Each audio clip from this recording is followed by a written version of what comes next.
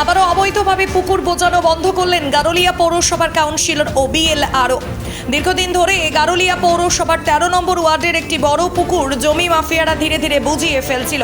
সেটা কাউন্সিলর রবি সাহা ও পৌর প্রধান রমেন দাসের নজরে আসতেই নড়ে চড়ে বসে পৌর কর্তৃপক্ষ।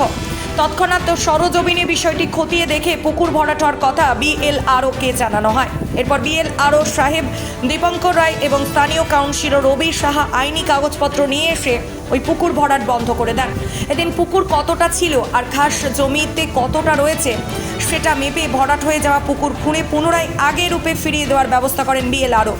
এই পুকুর ভরাট করে যারা বাড়ি করছে তাদেরও 7 দিনের নোটিশ দিয়ে বাড়ি সরিয়ে নেওয়ার কথা জানিয়ে দেন বিএলআরও সাহেব। এদিন পুকুর ভরাট রুখতে এলে যারা ওই পুকুরে জমি নিয়ে বাড়ি করছে তাদের সাথে বচসা বাঁধে। কিন্তু বিএলআরও দাবি আইনের পথে চলবে, পুকুর ভরাট চলবে না।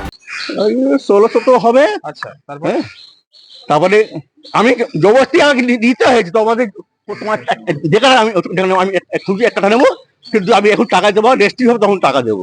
হ্যাঁ, 5 দিন ধরে রেজিস্ট্রি করলাম তখন টাকা দিলাম। 1 টাকা আমি দেবো না, 1 লাখ টাকা এখন দেবো না ভাই। সবাই ছিল, বারবার 3 বার আমার ডেলি আসতো। মুনমুন সেন ছিল এখানকার কাউন্সিলর, মুনমুন্দি, উনিও বলতো আর তোরা নিয়ে নে, আমি আমার লাগবে না, কি হবে দিদি। কাউন্সিলর এখন বলছে কি এটা ভাঙা হবে। আর ইনি যখন জিতেছে ভোটে, আমি জিতেছি, এনার সঙ্গে ওই যাওয়ার সঙ্গে কি হাজার ছিল কি আমরা যাই না। তারপরে ইনি আজকে বলছে ভাঙা হবে, আগে বললো জিসিবি ঢোকাবো।